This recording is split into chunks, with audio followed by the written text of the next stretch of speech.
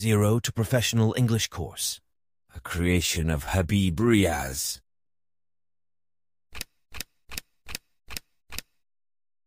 English Text Reading and Understanding Practice, Lesson Number 6, Rip Van Winkle.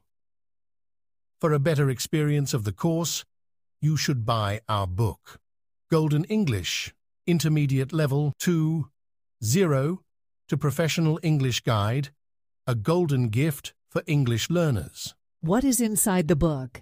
This book is very beneficial for intermediate level students. It contains part of speech, auxiliary verbs or modals, some additional structure of English sentences, 20 stories for Urdu to English practice, direct and indirect, 20 lessons for English text reading and understanding, 35 lessons for English speaking practice, and many more things. I am sure that my book, Golden English, would be a perfect need for English learners, as this will serve as a complete guide to improve their English skills, starting from zero knowledge to advanced levels. Especially translation, English text understanding, and speaking skills, whether starting from zero knowledge to advanced levels. Error is human nature, so if you notice any mistakes in the book, please do not hesitate to inform me. I would be grateful for this act of kindness.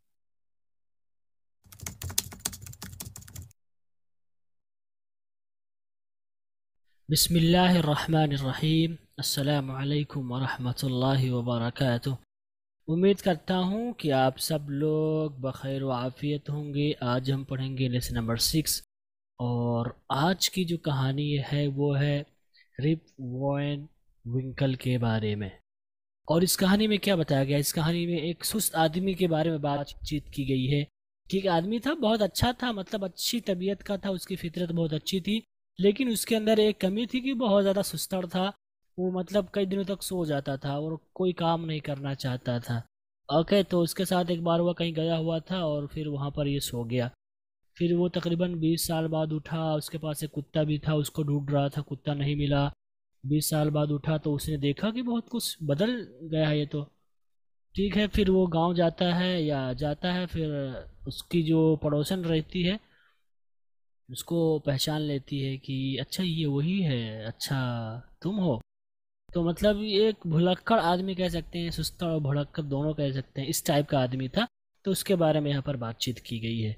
Okay guys, तो चलिए शुरू करते हैं अपनी आज की ये कहानी।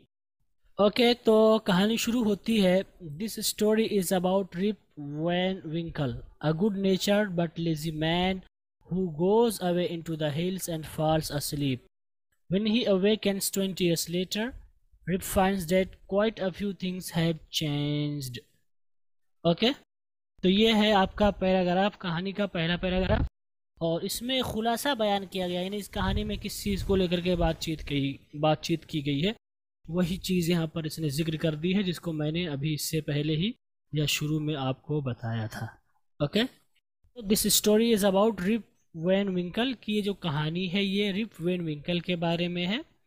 अब ये उस आदमी की बात बता रहे हैं, अ गुड नेचर्ड की एक अच्छी फितरत का आदमी, बट लेजी मैन लेकिन सुस्त आदमी। यानी जो रिप वैन विंकल है इनका नेचर बहुत अच्छा है, लोगों से मेलजोल ताल्लुकात इनके अच्छे हैं, लेकिन सुस्त आदमी है।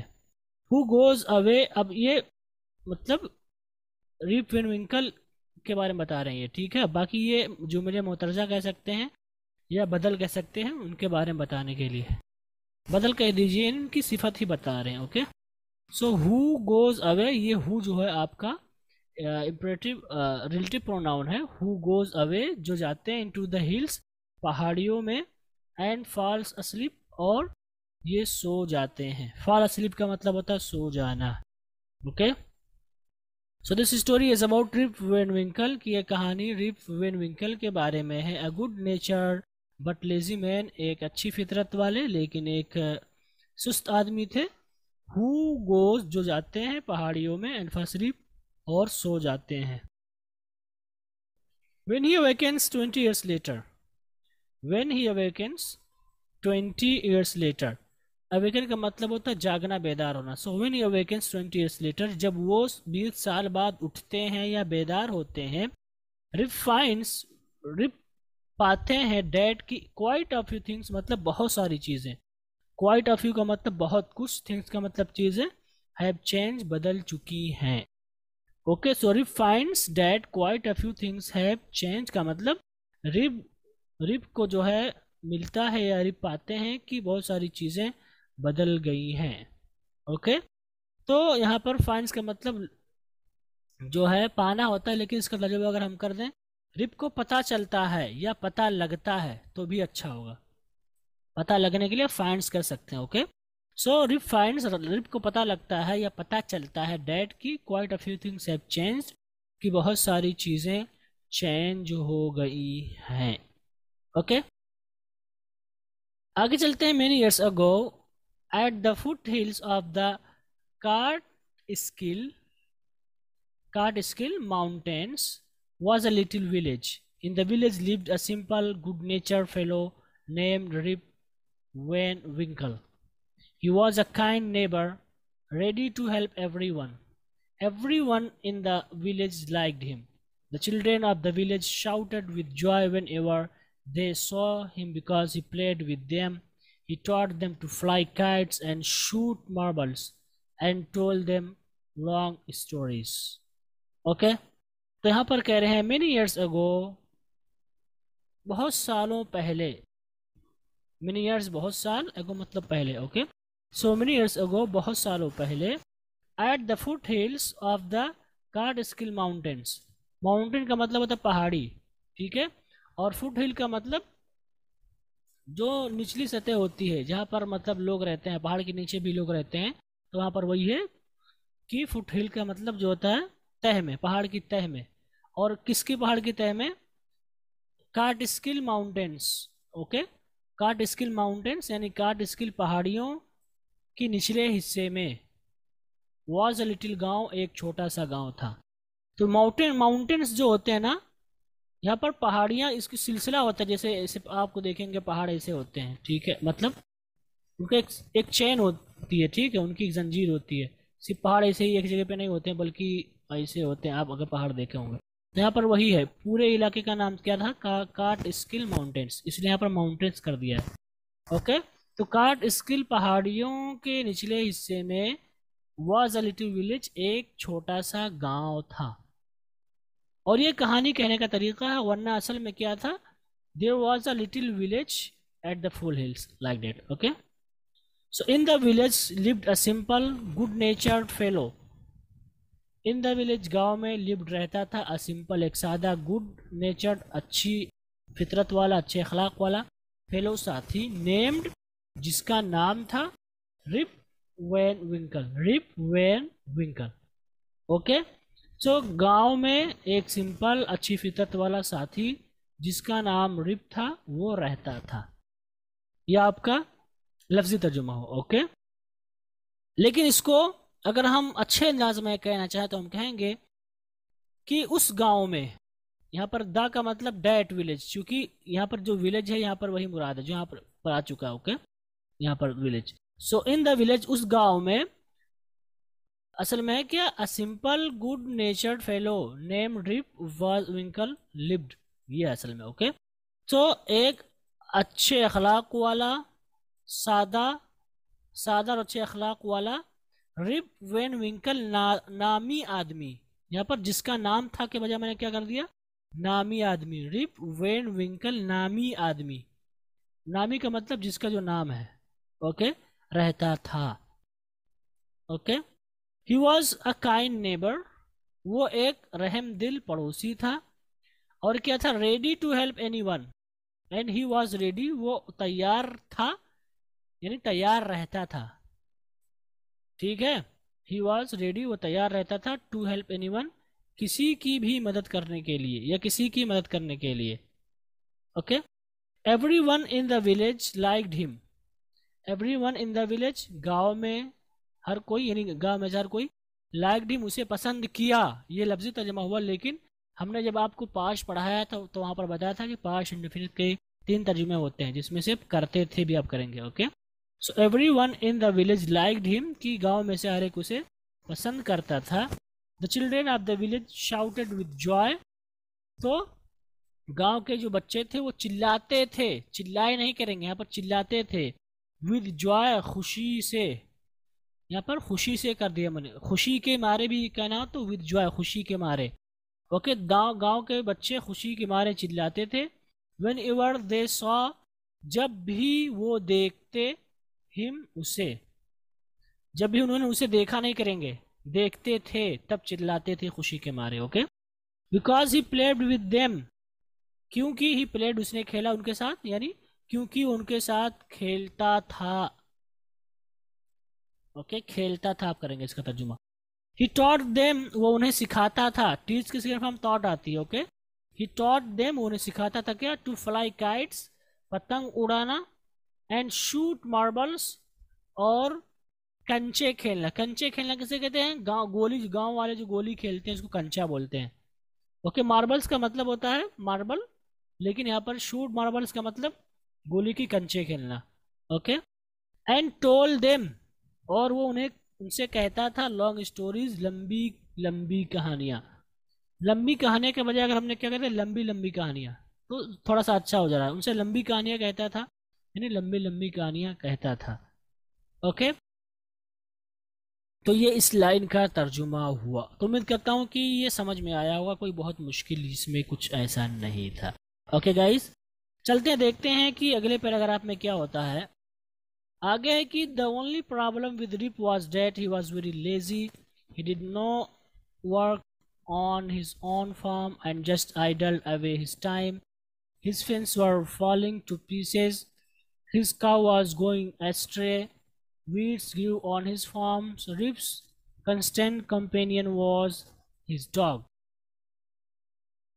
named Wolf. To avoid work, he would walk away into the forest with his dog. Okay?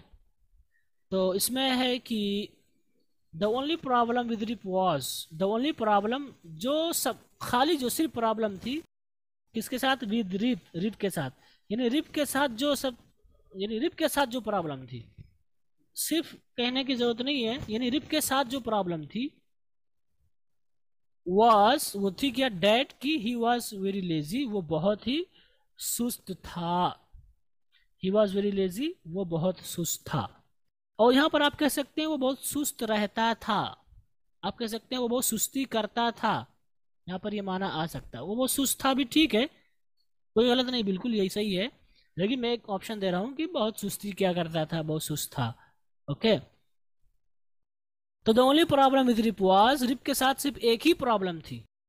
The only problem with Rip was, Rip के साथ जो प्रॉब्लम थी सिर्फ वो क्या थी, ये थी कि वो लेजी था। ये एक तर्जुमा हुआ। दूसरा तर्जुमा आप कह सकते हैं the only problem with Rip was, Rip के साथ एक ही प्रॉब्लम थी, डैट की, ही वॉज वेरी लेजी, वो बहुत सुस्त था। ही डिड नो वर्क, उसने कोई काम नहीं किया, ये आपका लफ्जी तर्जुमा हुआ। लेकिन ही डिड नो वर्क आप इसको कह सकते हैं वो कोई काम नहीं करता था, ऑन हिज ऑन फार्म, अपनी जो है खेत में, यानी उसके पास खेती थी, वो खेती में यानी खेत था, तो खेत में कोई काम नहीं करता था। Okay, and just idle away his time, और आइडल अवे टाइम का मतलब होता है वक्त बर्बाद करना, वक्त ज़ाय करना। And just idle away his time, और अपना वक्त बर्बाद करता था यूं ही, या आप यूं ही के बजाय कह सकते हैं और सिर्फ अपना वक्त बर्बाद करता था। ओके, हिज फेंस वर falling two pieces, his fence, उसकी जो बाड़ थी, यानी बाउंड्री जिसे कहते हैं, मेड़ कह सकते हैं आप, उसकी खेत में जो मेड़ थी या जो बाड़ थी, वर फॉलिंग, वो गिर रही थी, टू पीसेस, टुकड़ों में, यानी वो टुकड़े टुकड़े करके गिर रही थी। ओके, यानी खत्म हो रही थी। His cow was going ashtray, his cow, उसकी गाय, वाज गो एस्ट्रे का मतलब होता है रास्ता भटकना, यूं ही भटकते रहना। ओके, सो गो एस्ट्रे का मतलब भटकना। सो his cow was going ashtray, कि उसकी जो गाय थी वो यूं ही भटकती थी या भटकती रहती थी, भटकने जा रही थी नहीं कहेंगे यहाँ पर, भटकती रहती थी। ओके, भटकते रहना, go stray. Okay, so his cow was going stray, आप गोइंग का लिहाज करते हुए नहीं कहेंगे कि उसकी जो गाय थी वो रास्ता भटकने जा रही थी, यहाँ पर ये माना नहीं है, बल्कि भटकती रहती थी, तो गो का मतलब रहना। ओके, तो गो स्ट्रे का मतलब होता है भटकते रहना। ओके, तो his cow was going stray, उसकी जो गाय थी वो भटकती रहती थी।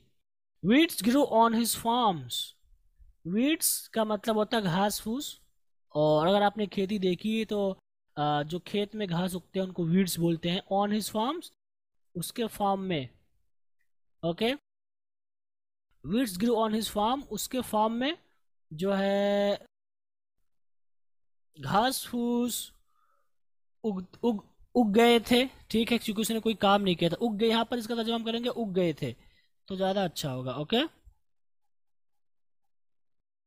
उसके बाद क्या हुआ, Rip's constant companion was his dog. So Rip's companion, constant का मतलब होता है मुस्तकिल या वफादार, यहाँ पर होगा वफादार।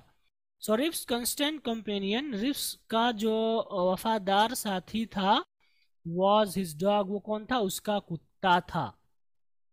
ओके, आसान सा जुमला है, कोई मुश्किल नहीं है। नेम्ड वॉल्फ, अब यहाँ पर नेम का मतलब कुत्ते की सिफत बता रहे हैं, जिसका नाम था वॉल्फ। नेम्ड वॉल्फ का तर्जुमा कैसे करेंगे, जिसका नाम था वॉल्फ, या जिसका वॉल्फ नाम था। ओके, आगे टू अवॉइड वर्क, काम बचने के लिए, काम से बचने के लिए, ही वुड वॉक अवे, वो दूर चला जाता था। यहाँ पर उड आया हुआ है, और उड के माने मैंने आपको पढ़ाया है कि सिर्फ गा गी गे नहीं होता है, बल्कि उड का मतलब हम कभी कभी उस माने में भी करते हैं जब कोई काम मुसलसल इंसान करे या ना करे। ओके, तो यहाँ पर ही वुड वॉक, यहाँ पर मुसलसल वो ऐसा ही करता था, तो इसलिए हमने क्या कहा, वो चला जाया करता था अवे, दूर, इनटू द फॉरेस्ट, जंगल में, विद हिज डॉग, अपने कुत्ते के साथ। ओके, तो काम से बचने के लिए वो अपने कुत्ते के साथ जंगल, बीच जंगल में चला जाता था। ओके, ये इसका तर्जुमा हुआ। आगे चलते हैं। One day, Rip just walked on and reached the highest part of mountains. It was late in the afternoon when he reached there. Tired after his long climb, he lay down and began daydreaming. It was soon evening and realized it would be night by the time he reached his village. Okay. आगे, one day, एक दिन, Rip just walked on and reached the highest part of the mountains. One day, एक दिन, Rip just walked on कि rib जो है वो चलता रहा, रिप जस्ट वो चलता रहा या चलता ही रहा। एक दिन रिप चलता ही रहा, यहाँ पर ऑन एंड ऑन का मतलब ताकीद के लिए, सिर्फ चलता ही रहा यानी चलता ही रहा। And reach the highest part, और वो पहुंच गया सबसे ऊंचे हिस्से पे, ऑफ द माउंटेन्स, पहाड़ियों के। ओके, और वो पहाड़ियों के सबसे ऊंचे हिस्से पर पहुंच गया। आगे क्या, it was late in the afternoon when he reach there. So it was, ये था, लेट ताखिर, इन द आफ्टरनून जो है दोपहर में, यानी it was late in the afternoon कि यानी अच्छी खासी दोपहर हो गई थी, व्हेन ही रीच दियर, जब वो पहुंचा। ओके, यानी आफ्टरनून में ताखिर होने का मतलब यानी बहुत ज़्यादा ताखिर हो गई थी। और यहाँ पर इसका माना ये भी हो सकता है, it was late in the afternoon यानी कि दोपहर होने में काफ़ी वक्त था, दोपहर होने में ताखिर थी यानी दोपहर होने में काफ़ी वक्त था, ये भी आना भी हो सकता है। व्हेन ही रीच दियर, जब वो वहाँ पहुँचा, लेकिन कॉन्टेक्स्ट से लग रहा है कि काफ़ी मतलब दोपहर ढल चुकी थी, यानी काफ़ी टाइम हो गया था दोपहर का। Tired after his long climb, tired थका हुआ, आफ्टर बाद में, हिज लॉन्ग क्लाइम, अपनी लंबी चढ़ाई के बाद, यानी tired after his long climb यानी लंबी चढ़ाई के बाद। अब यहाँ पर हिज करने की जरूरत नहीं है उर्दू में, लंबी चढ़ाई के बाद थक कर, या आप कह सकते हैं लंबी चढ़ाई के बाद ना कह करके अपनी लंबी चढ़ाई से थक कर के बाद कहने की जरूरत नहीं है आपको उर्दू में, आप कह सकते हैं लंबी चढ़ाई से थक कर। ही ले डाउन, ले डाउन वो लेट गया, एंड बिगेन डे ड्रीमिंग, और वो जो है सुबह में ही ख्वाब देखने लगा। ओके, डे ड्रीम का मतलब होता है इंसान जो है ख्वाब देखने लग जाए सुबह में, जिसके लिए एक ताबीर आती है ख्याली पुलाव बनाना, यानी यहाँ पर डे ड्रीमिंग का मतलब एक्चुअल में होता है ख्याली पुलाव बनाना, लेकिन यहाँ पर जो माना है डे ड्रीमिंग का मतलब होता है ख्याली पुलाव बनाना एक्चुअल में। ओके, यानी सोचना बस मन ही मन में, लेकिन यहाँ पर वो सुबह में चूंकि सोया था, यानी अभी सुबह थी, शाम नहीं हुई थी, इसलिए वो यहाँ पर ताबीर लाया कि सुबह में ही वो ख्वाब देखने लगा यानी सो गया। इट वॉज सून इवनिंग, जल्द ही शाम हो गई। इट वॉज, ये थी, जल्द ही, शाम यानी जल्द ही शाम हो गई। एंड ही रियलाइज, और उसने महसूस किया, एंड ही रियलाइज उसने महसूस किया, would be night by the time he reach his village, it would be night कि यह रात हो जाएगी, बाय द टाइम उस वक्त तक, ही रीच हिज विलेज जब वो अपने घर पहुंचा। ये इसका लफ्जी तर्जुमा हुआ, लेकिन इसका तर्जुमा अच्छे अंदाज में कैसे कहेंगे, एंड ही रियलाइज्ड, और उसे एहसास हुआ क्या, इट वुड बी नाइट की रात हो जाएगी, बाय द टाइम उस वक्त तक, ही रीच हिज विलेज जब तक कि अपने घर पहुंचेगा। ओके, यानी उसके अपने गांव पहुंचने तक रात हो जाएगी। और यहाँ पर ही रियलाइज का तर्जुमा आप करेंगे उसे लगा, यानी उसे महसूस क्या करने के बजाय क्या कर सकते हैं आप, उसे लगा कि घर पहुंचने तक रात हो जाएगी। ओके, आगे चलते हैं। Suddenly he heard a voice calling out, Rip Van Winkle, Rip Van Winkle. He looked around and saw a short old man with thick hair and a grizzled beard walking towards him with a barrel. He made signs to help him carry the barrel. Rip hurried to help the stranger who caught his hand tightly. Okay, आगे क्या हुआ कि suddenly अचानक he heard a voice, उसने एक आवाज सुनी, calling out, जो पुकार रही थी। ये इसका लफ्ज़ी तर्जुमा हुआ। Okay, he heard a voice calling out, कि उसने एक आवाज सुनी जो पुकार रही थी।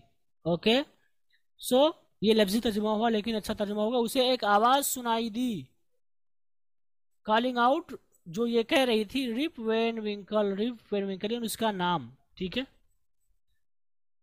ही लुक्ड अराउंड, उसने आस पास देखा, एंड सॉ अ शॉर्ट, और उसने देखा, लुक के माने भी देखना, सी के माने भी देखना, एंड सॉ शॉर्ट, उसने एक छोटे कद आदमी, शॉर्ट ओल्ड मैन, छोटे कद और बुजुर्ग आदमी को देखा, विथ थिक हेयर। अब यहाँ पर सिफत बयान कर रहे हैं बूढ़े आदमी की, विथ थिक हेयर, मोटे बालों के साथ, एंड अ ग्रिजल्ड बियर्ड, और भूरी दाढ़ी के साथ। एंड अ ग्रिजल का मतलब भूरा और बियर्ड का मतलब दाढ़ी, तो चूंकि दाढ़ी मोड़ना से इस्तेमाल करते हैं इसलिए भूरी दाढ़ी कर दिया। ओके, एंड अ ग्रिजल बियर्ड, और भूरी दाढ़ी के साथ, वॉकिंग टूवर्ड्स हिम, जो कि उसकी तरफ आ रहा था। वॉकिंग टूवर्ड्स हिम, ये हालत बयान कर रहे हैं इस बूढ़े आदमी की, यानी वो आदमी आ रहा था उसकी तरफ। ठीक है, यहाँ पर दाढ़ी से इसका कोई लेना देना नहीं है, बूढ़ा आ रहा था उसकी तरफ, विद अ बैरल, एक बैरल के साथ। बैरल का मतलब एक बर्तन होता है जिसमें पानी रखते हैं। ओके, तो ही लुक्ड अराउंड, उसने आसपास देखा, and saw a short old man, और उसने एक छोटे कद और बुजुर्ग आदमी को देखा, जिसके बाल जो है थिक थे, यानी मोटे थे, यानी इधर उधर थे, परागंदा बाल कह सकते हैं, एंड अ ग्रिजल्ड बियर्ड, और भूरे रंग की दाढ़ी थी, वॉकिंग टूवर्ड्स हिम, जो उसकी तरफ आ रहा था, विद अ बैरल, एक बैरल के साथ। He made signs to help him, he made signs, उसने अलामात बनाई, टू हेल्प हिम, उसकी मदद करने के लिए। ओके, ये इसका लफ्जी तर्जुमा हुआ। मेक का मतलब होता बनाना, इसलिए मैंने कहा उसने बनाई। So he made signs to help him का मतलब होगा कि उसने अलामात बनाई, उसने इशारे बनाए उसकी मदद करने के लिए। लेकिन इसका एक्चुअल तर्जुमा क्या होगा, he made signs to help him, कि उसने इशारा किया, या उसने इशारे दिए। बनाने की वजह क्या कहते हैं, इशारा करना या इशारा देना। उसने इशारे किए, टू हेल्प हिम, उसकी मदद करने के लिए। किसमें, कैरी द बैरल, यानी बैरल को लादने में। ठीक है, या ले जाने में। यहाँ पर कैरी का मतलब लादना भी हो सकता है और लेकर जाना भी होता है। तो हो सकता है उसने लेकर जाने के लिए कहा, क्योंकि बूढ़ा आदमी था और बैरल में पानी था और वो काफ़ी वजनी रहा होगा, तो उसने उसकी तरफ इशारा किया कि वो पहुंचा दे उसके घर तक। Okay, so he made signs to help him carry the barrel का मतलब उसने कुछ इशारात किए उसकी मदद करने के लिए, किसमें, बैरल को ले जाने में या लादने में। Rip hurried to help the stranger, Rip ने जल्दी की, किसमें, टू हेल्प, मदद करने में, द स्ट्रेंजर, आदमी की, यानी स्ट्रेंजर का मतलब होता है अजनबी। So Rip hurried to help the stranger, Rip ने अजनबी आदमी की मदद करने के लिए जल्दी की, नहीं दौड़ा।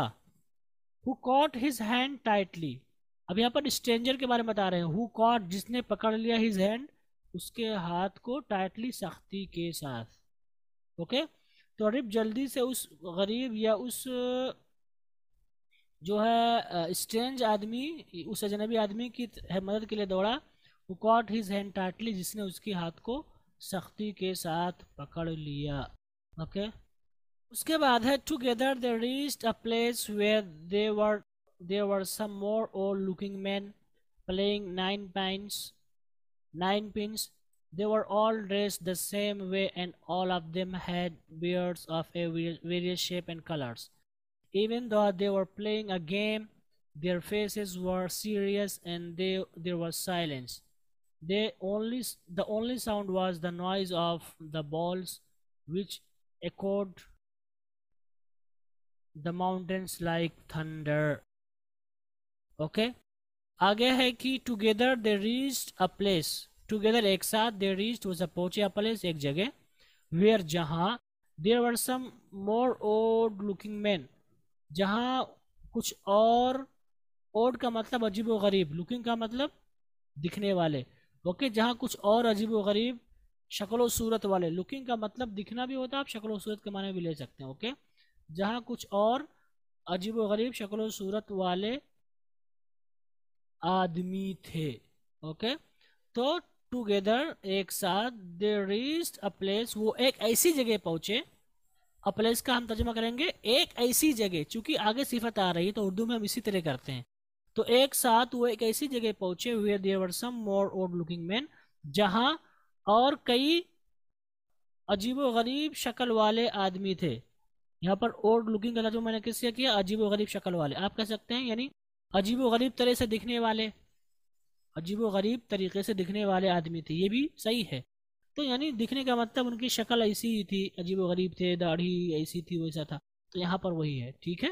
तो आप यहाँ पर दिखने वाले भी कर सकते हैं, शक्ल का माना भी आप ले सकते हैं, कोई गलत नहीं होगा। किस हालत में देखा, playing nine pins, nine pins खेलते हुए, नाइन पिंस एक गेम होता है वो खेल रहे थे। Okay, they were all dressed the same way and all of them had beards of various shapes and colors. So they were all dressed कि वो सब के सब पहने हुए थे, the same way एक ही तरीके से, ये आपका लफ्जी तर्जुमा हुआ। Okay, they were all dressed the same way, ये आपका तर्जुमा हुआ कि वो सब के सब पहने हुए थे जो है एक ही तरीके से, ये आपका लफ्जी तर्जुमा हुआ। लेकिन अच्छा तर्जुमा क्या होगा कि सब एक तरह के ही कपड़े पहने हुए थे, उनका पहनने का तरीका एक ही था। अब हो सकता है कपड़ा एक ही जैसा रहा हो, या हो सकता है उनका पहनने का तरीका रहा हो, मान लीजिए किसी का मतलब कोई लुंगी पहना रहा हो ब्लैक कलर का, कोई सफ़ेद कलर का। तो यहाँ पर वही माना, उनका तरीका मतलब क्या था, जब ऑल ड्रेस, वो लोग ड्रेस में थे द सेम वे, एक ही तरह के, यानी उनका कपड़ा एक ही जैसा था। एंड ऑल ऑफ देम, और उनमें से हर एक, हैड बियर्ड्स, रखे हुए था दाढ़ी। Okay, and all of them had beards, और उनमें से सारे के सारे दाढ़ी रखे हुए थे, ठीक है। ऑफ वेरियस शेप, मुख्तलिफ शक्लों की, एंड कलर्स, और मुख्तलिफ रंगों की दाढ़ियाँ, यानी मुख्तलिफ स्टाइल थी दाढ़ियों की और उनके रंग अलग अलग थे। ओके, इवन द गर्चे they were playing a game, वो लोग एक गेम खेल रहे थे, एक खेल खेल रहे थे, ये आपका लफ्ज, ये तर्जुमा हुआ, आसान सा जुमला है। Their faces were serious, लेकिन उनके चेहरे सीरियस थे। And there was silence, और वहाँ पर जो है खामोशी थी, ये आपका लफ्जी तर्जुमा हुआ। Their faces were serious, कि उनके चेहरे सीरियस थे, and there was silence, और खामोशी थी, ठीक है। ये आपका लफ्जी तर्जुमा हुआ इस हिस्से का। लेकिन इसको आप कह सकते हैं their face were serious, कि उनके चेहरे से लग रहा था कि वो सीरियस हैं, ये भी आप तर्जुमा कर सकते हैं। ओके, यानी उनके चेहरे सीरियस है, बिल्कुल भी गलत नहीं, बिल्कुल सही तर्जुमा है, परफेक्ट है। लेकिन आप ये भी कह सकते हैं उनके चेहरे से ऐसा लग रहा था कि वो सीरियस हैं, एंड देयर वाज साइलेंस, और वहाँ पर खामोशी थी, यानी सब के सब खामोश थे। The only sounds was the noise of the balls, the only sounds was, सिर्फ आवाज़ थी, the noise of the balls, यानी गेंदों की। ये आपका लफ्जी तर्जुमा हुआ कि सिर्फ जो आवाज़ थी वो गेंदों की थी, और नॉइज़ का मतलब शोर, यानी गेंद खेल रहे थे, नाइन पिन्स में गेंद होते हैं, तो गेंदों से जो आवाज़ निकल रही थी उसका जो शोर था बस वही एक आवाज़ थी। Okay, so the only sounds was, सिर्फ एक ही आवाज़ थी, the noise of the balls, और वो थी गेंदों का शोर। ठीक है, वो आवाज़ क्या थी? गेंदों का शोर, यानी गेंदों से जो शोर निकल रहा था वो बस वही आवाज़ थी। अब ये सिफत बयान कर रहे हैं आवाज़ की, यानी जो शोर हो रहा था उसके बारे में। विच echoed इन द माउंटेन, एको इसको हम बोलते हैं एको, लेकिन अक्सर लोग इसको इको पढ़ देते हैं, एको है। ओके, विच echoed, जो गूंज रही थी, यानी जो आवाज़ गूंज रही थी। अगर आप नॉइज को लेते हैं तो जो शोर गूंज रहा था, लेकिन शोर गूंजना ये कोई अच्छा इस्तेमाल नहीं है, आवाज़ गूंजती है, तो इसलिए जो आवाज़ गूंज रही थी इन द माउंटेन्स, पहाड़ियों में, लाइक थंडर, गरज की तरह। थंडर का मतलब होता है बिजली की गरज, लेकिन अब बिजली की गरज कहने की जरूरत नहीं है, थंडर यानी गरज की तरह वो पहाड़ियों में आवाज़ गूंज रही थी। ओके गाइस, तो ये इसका तर्जुमा हो। उम्मीद करता हूँ कि ये तर्जुमा समझ में आया होगा। आगे चलते हैं। As Rip and his companion reached them, they stopped playing and stared at Rip with a fixed gaze. Rip was really frightened. His companion emptied the contents of the barrel into glasses and made Rip drink it. This Rip obeyed as he was trembling with fear. Since he was thirsty, he drank a few more glasses and slowly fell into a deep sleep. Okay. आगे है कि as Rip and his companion reached them, कि जैसे ही या जब rib और उसके साथी वहां पहुंचे, उन तक पहुंचे, उनके पास पहुंचे। ठीक है, तो जब यहाँ पर इसका मतलब जब कह सकते हैं। ओके, या जैसे ही रिप और उसके साथी उनके पास पहुंचे, अगरचे यहाँ पर पास के लिए कुछ नहीं, लेकिन हम तर्जुमा कर सकते हैं उनके पास पहुंचे। दे स्टॉप प्लेइंग, उन्होंने रोक दिया खेलना। दे स्टॉप, उन्होंने रोक दिया प्लेइंग, खेल को, यानी वो खेल से रुक गए। एंड स्टीयर्ड एट रिप, और जो है उन्होंने घूरा या घूर कर देखा एट रिप को। ठीक है, तो उन्होंने खेल बंद कर दिया और रिप को घूर कर देखा। With a fixed gauge, gauge का मतलब होता है नज़र, और फिक्स का मतलब होता है जमा होना, यानी जमी हुई नज़र, जिसे हम उर्दू में बोलते हैं फटी आंखों से या खुली आंखों से, यानी आप झपकी ना लें तो उसको बोलते हैं फिक्स्ड गेज। ओके, और उन्होंने खुली आंखों से या फटी आंखों से जो है उस पर घूरा, उसको देखा ध्यान से। Okay, Rip was really frightened, Rip था रियली हकीकत में, फ्राइटेंड डरा हुआ, so Rip was really frightened, Rip हकीकत में डरा हुआ था। His companion emptied the contents, उसके साथी ने खाली किया, कंटेंट्स का मतलब होता है जो मटेरियल था, जो मवाद था, मवाद को खाली किया। ऑफ द बैरल, बैरल का कहाँ पर? इनटू गिलासेस, गिलासों में। And made Rip drink it, देखें यहाँ पर ड्रिंक का मतलब होता है पीना, लेकिन मेक का मतलब होता है पिलाना। Okay, and made Rip drink it, और उन्होंने, और उसने जो है रिप को ये पिलाया। ठीक, तो इस कंपनी ने emptied the contents of the barrel, कि उसके साथी ने बैरल के मादे को निकाला इनटू गिलासेस, गिलासों में। And made Rip drink it, और उसे जो है रिप को पिलाया। Rip obeyed as he was trembling with fear, Rip obeyed यानी रिप ने जो है फरमाबरदारी की, रिप बात माना। एज क्योंकि ही वॉज ट्रेम्बलिंग, वो जो है लड़खड़ा रहा था, विद फियर, डर से, यानी डर की वजह से वो कांप रहा था। ठीक है, इसलिए उसने फरमाबरदारी की, जो कुछ उन्होंने कहा उसने किया। सिंस ही वॉज थर्स्टी, चूंकि वो प्यासा था। सिंस का मतलब चूंकि होता है, अगरचे सिर्फ से नहीं आता, जैसे कि आपने कंटिन्यूअस परफेक्ट में पढ़ा है। ठीक है, बल्कि सिंस का मतलब चूंकि ही वॉज थर्स्टी, वो प्यासा था।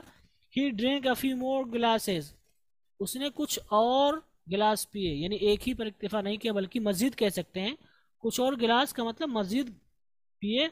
एंड स्लोली, और Aahista Aahista, fail into deep sleep, गहरी नींद में चला गया। फॉल का मतलब होता है गिरना, इनटू का मतलब के अंदर, डीप स्लीप का मतलब गहरी नींद, यानी वो गहरी नींद में चला गया। यहाँ पर गहरी नींद में गिरना हम इसका तर्जुमा नहीं करेंगे, इस तरह का कोई तर्जुमा नहीं होता। ओके, एंड स्लोली, और Aahista Aahista, fail into a deep sleep, वो जो है गहरी नींद में चला गया। फेल का मतलब चला गया।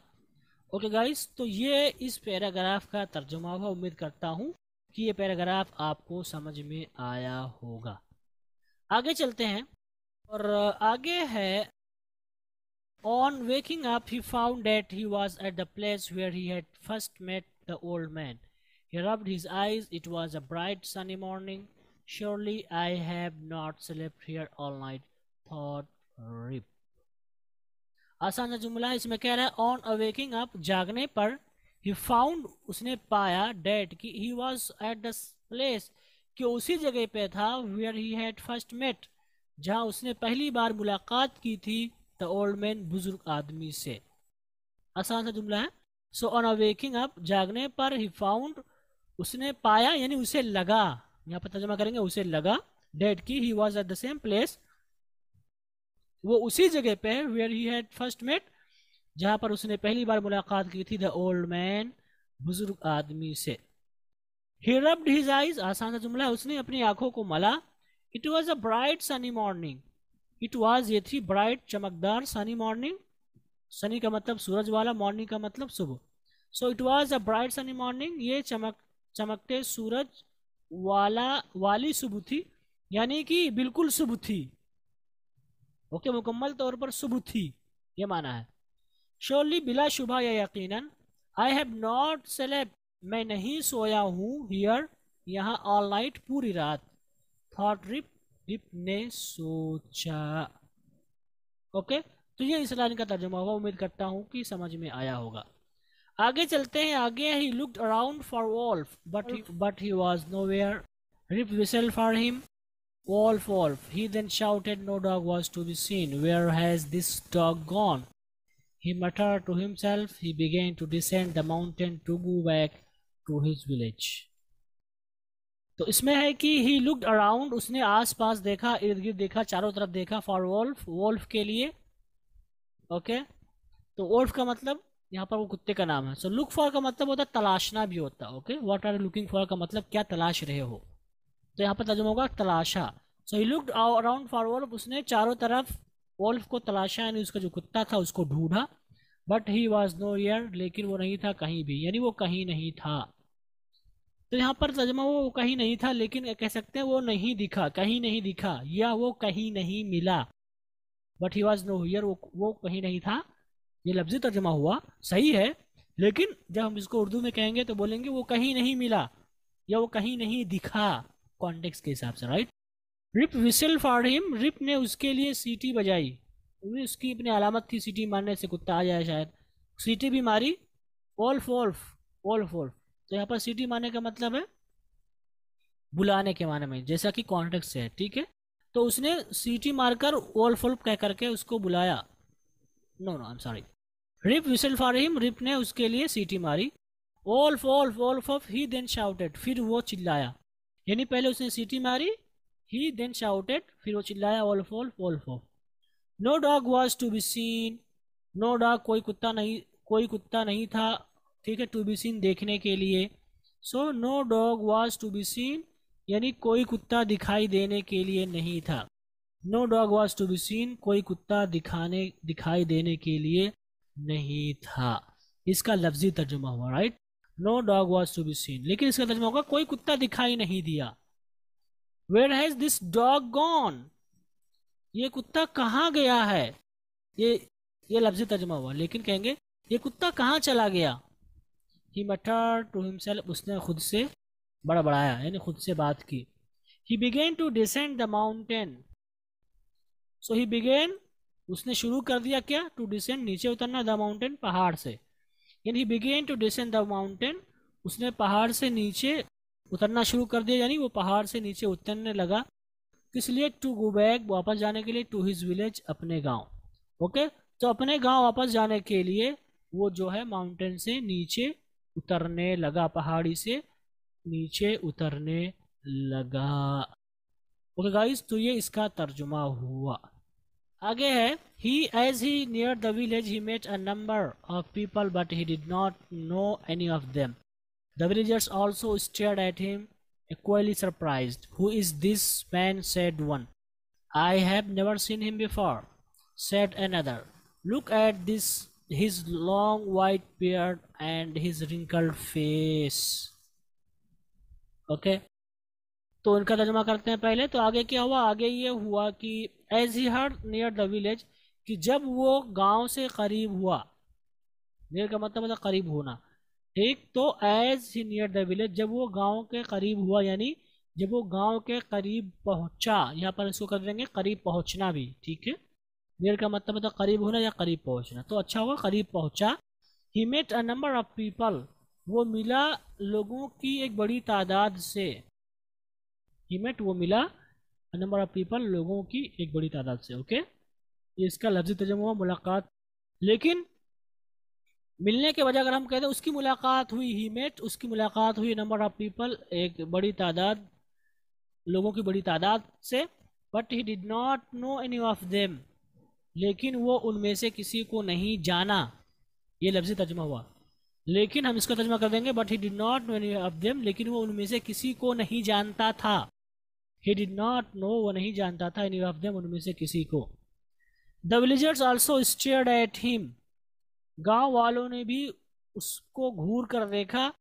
इक्वली सरप्राइज्ड, यानी हैरत ज़दा होकर के, और इक्वली का मतलब बराबर बराबर, यानी सारे के सारे हैरत ज़दा थे और सारे के सारे लोगों की हैरानी एक ही जैसी थी, ठीक है। हु इज दिस मैन, ये कौन आदमी है।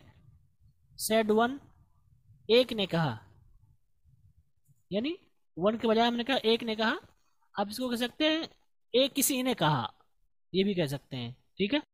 I have never seen him before, I have never seen him before, मैं इसको नहीं देखा है। यहाँ पर गर्चे हैव आया हुआ, ये शॉर्ट फॉर्म है, यानी शॉर्टली ऐसे लिखते हैं, शॉर्टकट है ये, असल में आई हैव है। Okay I have never seen, अब नहीं कहेंगे कि मैं नहीं देख चुका हूँ इसे पहले, यानी मैंने इसे नहीं देखा है। I have never seen him before, मैंने इसे पहले नहीं देखा है। सेड अनदर, दूसरे ने या एक दूसरे ने कहा। Look at his long white beard, look देखो, एट हिज लॉन्ग वाइट, इसकी सफ़ेद बियर्ड दाढ़ी पर, यानी इसकी सफ़ेद दाढ़ी को देखो। एंड हिज रिंकल्ड फेस, और इसके जो है मुरझाए या झुर्री पड़े चेहरे पर। ओके तो रिंकल का मतलब होता है जब चेहरे पे झुर्री पड़ना बोलते हैं ना, झुर्री पड़ जाती है जब बूढ़े हो जाते हैं, तो आप देखते होंगे कि उनके फेस पे मतलब झुर्री पड़ी होती है, तो उसको हम बोलते हैं रिंकल्स, शिकन पड़ा होना, ठीक है। आप इसको समझना चाहते हैं तो आप किसी बूढ़ी औरत को देख लें, तो वहाँ पर आपको अंदाज़ा हो जाएगा। ओके तो इसका तर्जुमा होगा कि look at his long white beard, कि इसकी जो है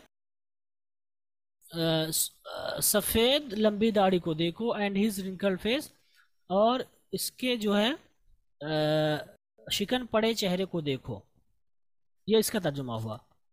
आगे क्या हुआ, आगे on hearing this Rip stroked his chin and to his astonishment he found his beard had grown a foot long and it was all white. आगे क्या हुआ, and all women walked up to him and looked at his face for a moment.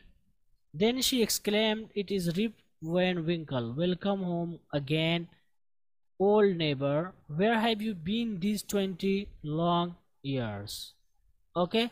तो आगे की कहानी है, यानी कहानी में आगे क्या हो उसको बता रहे हैं, और वो कह रहे हैं ऑन हियरिंग दिस, ये सुनकर, रिप स्ट्रोक्ड हिज चिन, रिप ने अपनी दाढ़ी खुजलाई, या रिप ने, यहाँ पर चिन का मतलब होता है ठोड़ी, यानी ठोड़ी होती है उसको चिन बोलते हैं। तो रिप स्ट्राइक का मतलब होता है सहलाना, खुजलाना। रिप स्ट्राइक हिज चिन, रिप ने अपनी दाढ़ी खुजलाई यानी अपनी थोड़ी को सहलाया। एंड और ही फाउंड, ये जो दूसरी बात है ये जुमले मुतरजा है, एक अलग सी बात है असल में। And he found his beard, ये है, ठीक है। तो एंड ही फाउंड, और उसने पाया, हिज बियर्ड, उसकी दाढ़ी को, had grown a foot long, कि वो 1 फुट जो है लंबी हो गई है, और उसने पाया कि उसकी दाढ़ी 1 फुट लंबी हो चुकी थी। ये आपका लफ्ज़ तर्जुमा होगा हैड की वजह से, लेकिन उर्दू में लंबी हो गई है कर देंगे। Okay and it was all white, and it was all white, और ये सब के सब जो है सफ़ेद थी।